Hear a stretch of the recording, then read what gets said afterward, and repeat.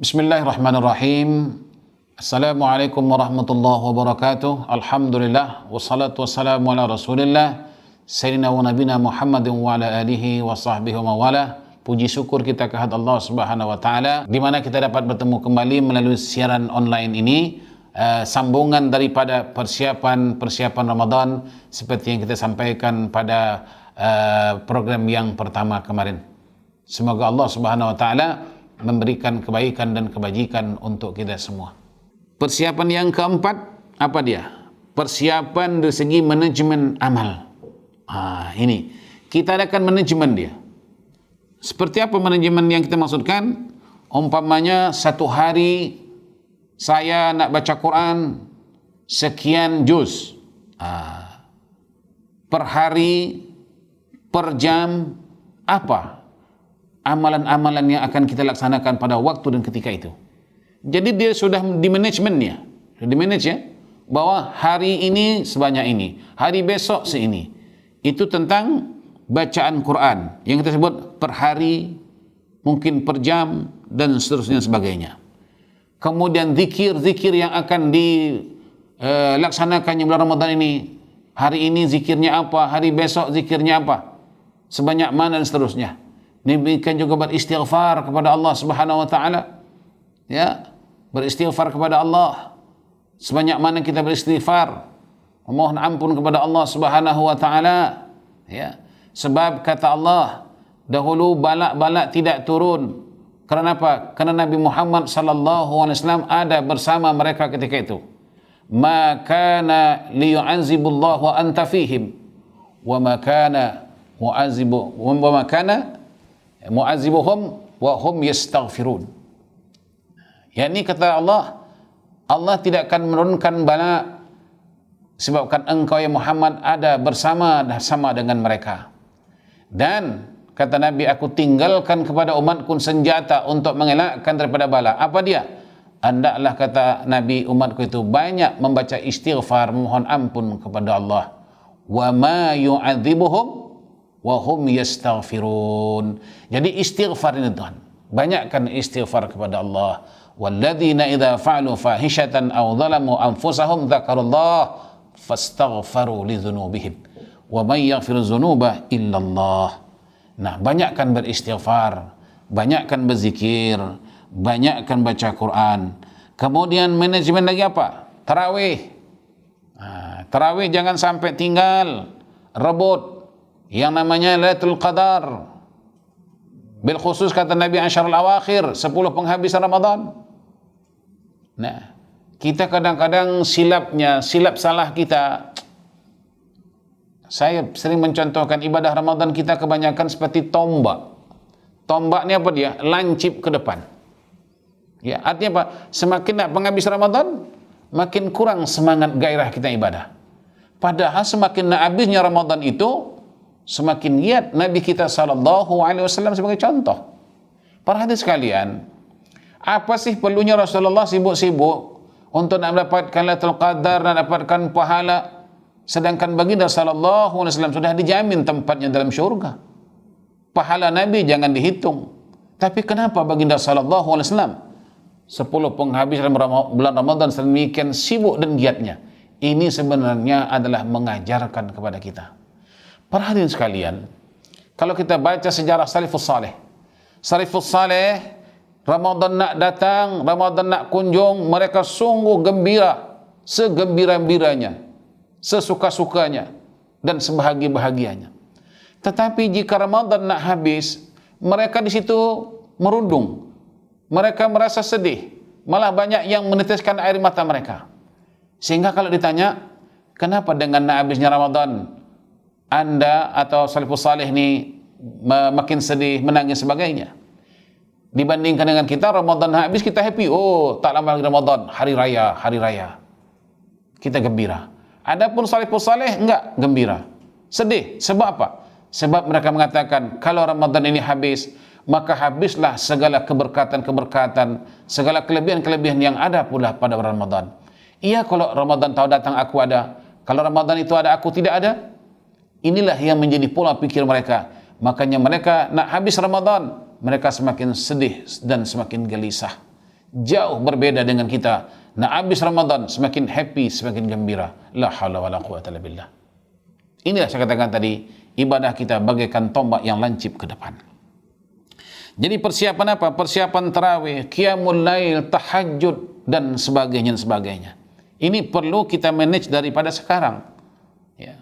Agar nanti begitu sampai Ramadan yang sudah diambang pintu ini, kita memang sudah bersiap dari awalnya tadi. Kemudian persiapan yang kelima apa dia? Persiapan doa. Nah, pilih tentu doa-doa yang khusus. Sebagaimana Sayyidatina Aisyah radhiyallahu anha bertanya kepada Nabi sallallahu alaihi wasallam, "Ya Rasulullah, kalau seandainya aku mendapati Lailatul Qadar, apa yang harus aku lakukan waktu itu ya Rasulullah?" Qala, Nabi kata, "Quli, ucapkanlah olehmu wahai Aisyah, Allahumma innaka afun tuhibbul afwa fa'fu anni." Ini artinya apa? Ini artinya kita disuruh mempersiapkan doa-doa yang istimewa di bulan Ramadan. Jadi persiapan doa kita adalah artinya doa-doa yang teristimewa. Ada doa-doa yang khusus yang harus kita persiapkan. Nah, ini perlu ya, mempersiapkan doa, sebab Nabi kita sallallahu alaihi wasallam menyebutkan ad-da'watul mustajabat, doa-doa terkabul, at-taubatu maqbulat, taubat-taubat diterima oleh Allah Subhanahu wa taala. Inilah para hadirin peluang yang sangat-sangat ya, orang yang beriman menantikannya.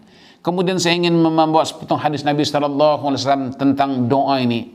Kata Nabi, "Man futiha lahu minkum babud du'a, futihat lahu abwabur rahmah." Yakni kata Nabi, dan tidaklah Allah diminta sesuatu untuk diberikannya, ya. Barang siapa dibukakan baginya pintu doa. Man futilahu minkum babud du'a, futihat lahu abwabur rahmah.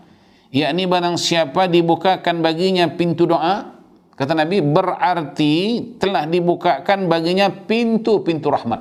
Subhanallah. Jadi Allah buka peluang untuk kita berdoa. Lebih-lebih lagi di bulan Ramadan. Perhatian sekalian, kalau kita tengok Al-Quran yang tadi bermula daripada ayat 185, ya ayyuhalladzina amanu kutiba alaikumusiyam, itu ada di bawah itu lagi, wa idza sa'alaka ibadi anni fa inni qarib ujibu da'watad da'i idza da'ani falyastajibu li wal yu'minu bi. Ini kata sebagian ulama tafsir, ayat ini satu paket, di mana ayat itu Allah Subhanahu wa taala mewajibkan kepada kita berpuasa, juga dalam berpuasa itu Allah menganjurkan kepada kita supaya berdoa. Sehingga kata wa idza sa'alaka ibadi anni fa inni qarib ujibu da'watad da'i idza da'an. Jadi ayat ini adalah beritahu kepada kita tentang kelebihan kebaikan berdoa pada bulan tersebut. Sesuai dengan hadis Nabi tadi, barang siapa dibukakan baginya pintu doa, berarti telah dibukakan baginya pintu-pintu rahmat. Wa ma su'ilallahu syai'an yu'ta ahabba ilaihi min an yus'al al-afiyah. Inna du'a yanfa'u mimma nazala wa mimma lam yanzil. Fa'alaikum bid-du'a ya ibadallah. Rawahu Tirmizi. Yakni, dan kata Nabi, tidaklah Allah diminta sesuatu untuk diberikannya lebih dia cintai daripada bila dia diminta untuk memberi kesehatan. Sungguh doa itu bermanfaat terhadap musibah, kata Rasulullah. Sungguh ya, doa itu inna du'a yanfa'u mimma nazal wa mimma lam yanzil. Sesungguhnya doa itu, kata Nabi, bermanfaat terhadap musibah, baik yang telah menimpa maupun yang belum menimpa. Maka dari itu, wahai hamba Allah, hendaklah kalian selalu berdoa. Ini hadis menghimbau kepada kita yang sekarang ini kita sudah keturunan bala, tetapi kata Nabi, jangan bimbang, bala yang sudah dan bala yang akan datang atau yang belum turun, semua akan ditolak oleh Allah Subhanahu wa taala.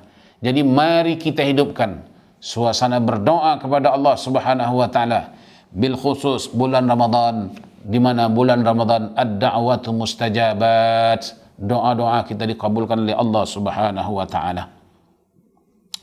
Nah, yang selanjutnya perhatian persiapan yang perlu kita siapkan ialah mempersiapkan rezeki yang halal dan rezeki yang baik, halalan thayyibah. Apa yang dimaksudkan mempersiapkan rezeki yang halal dan baik? Maknanya bulan Ramadan ini dia sudah membuat satu persiapan, uang yang sudah dikumpulkan. Oh, ini untuk perbukaan puasa. Ini uang sudah disiapkan. Ini uang untuk apa? Untuk diberikan makanan, membelikan makanan atau bantuan kepada orang-orang yang berpuasa untuk mereka membeli makanannya. Umpamanya mungkin tadi saya katakan tidak ada bubur Ramadan, tapi kita kasih uang kepada orang ini dan uang itu orang ini membeli makanannya. Yang sekarang kan kita mesti dibawa pulang, tak boleh makan di tempat tersebut. Sama juga kita kasih makan uang, ya, mereka beli dan mereka bawa pulang. Ini juga sudah kita siapkan. Uangnya sekian, ini saya peruntukkan untuk yang ini, untuk berbuka orang berpuasa. Yang ini diperuntukkan untuk apa? Untuk zakat, zakat harta sudah disiapkan, termasuk zakat fitrah sudah disiapkan. Ini yang kita maksud mempersiapkan rezeki yang halal dan baik. Dia sudah programkan, ya. Kemudian ini dipersiapkan untuk fakir miskin, sudah disediakannya. Ini uang untuk fakir miskin. Ini apa? Ini uang untuk masjid.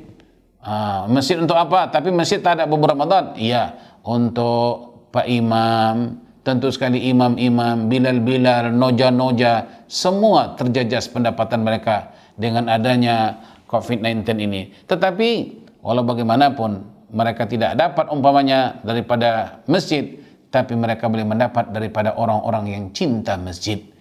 Dia mempersiapkan hartanya untuk diberikannya kepada orang-orang yang kita sebutkan tadi, untuk orang yang berbuka puasa, untuk zakat harta, zakat fitrah, untuk fakir miskin, untuk masjid, masa imam, bilal dan sebagainya. Nah, dalam arti kata lain, perhatian sekalian, rebutlah peluang Ramadan kali ini, sebab kita tidak tahu apakah Ramadan tahun berikutnya kita masih lagi mendapatinya. Mungkin Ramadan itu datang tapi kita sudah pulang, kita tidak lagi di permukaan bumi ini. Maka justru kali ini kita mendapati Ramadan. Rebutlah peluang ini, ya. Rebutlah, jangan sampai kita abaikan dan kita cuaikan. Saya mengajak kita semua, marilah kita belajar daripada peristiwa Ramadan ini. Semoga pelajaran ini sangat berharga, sangat berguna, sangat bermanfaat kepada kita. Begitulah rupanya kalau Allah sudah berkehendak, tidak siapa yang bisa menahan kehendak Allah. Allah adalah berkuasa di atas segala-galanya. Justru itu jangan kita menyangka yang kuasa kita lebih daripada kuasa Allah. Kemudian ingin saya mengajak kita memahami sepotong hadis Nabi sallallahu alaihi wasallam, di mana Nabi sallallahu alaihi wasallam pernah berkata, "Innahu la ya'ti 'alaikum zamanun illa ba'dahu syarrum minhu hatta talqu rabbakum." Yakni kata Rasulullah, tidak datang kepadamu zaman, masa dan ketika kecuali yang sesudahnya adalah lebih buruk daripada sebelumnya, sampailah kamu berjumpa dengan Allah Subhanahu wa taala. Ini hadis riwayat Imam Ahmad. Jelas disebut oleh Allah Subhanahu wa taala bahwa kita tidak akan menemui tahun-tahun yang lebih baik sehingga kita bertemu dengan Allah Subhanahu wa taala. Maka di saat sekarang kita boleh berbuat baik, berbuatlah sebaik-baiknya, rebutlah peluang yang ada ini. Moga-moga ini menjadikan sesuatu yang terbaik dalam kehidupan kita, dan kita mohon kepada Allah Subhanahu wa taala agar kita diberi kekuatan dalam menghadapi Ramadan kali ini, dan kita diberi ketabahan, khususnya kekuatan iman kita. Manakala iman kita kuat, insya-Allah para hadirin sekalian, walaupun kelemahan-kelemahan jasmaniah kita akan teratasi. Tetapi kalau iman kita lemah para hadirin, sekalipun jasmaniah kita sehat, kita tak akan mampu buat apa-apa pun. Justru itu sekali lagi saya mengajak kepada diri saya dan kita semua, mari kita rebut peluang yang ada ini. Semoga Allah Subhanahu wa taala menjadikan kita hamba Allah yang terbaik. Sebagaimana Nabi kata, "Ightan khamsan qabla khamsin." Rebutlah peluang yang 5 sebelum datang 5 lainnya. Perhatian sekalian, yang 5 ini tuan-tuan, yang ada hanya satu ini saja lagi. Apa dia? Al-hayata qabla mautika. hidup kita sebelum mati. Hanya satu ini lagi lah peluang kita. Yang pertama, yang kedua, yang ketiga, yang keempat, sudah tak ada peluang bagi kita lagi. Maka peluang yang satu ini, mari kita rebut, mari kita gunakan. Semoga kita tidak kecewa di hari akhirat nanti. Sekian, wabillahi taufiq wal hidayah. Wassalamualaikum warahmatullahi wabarakatuh.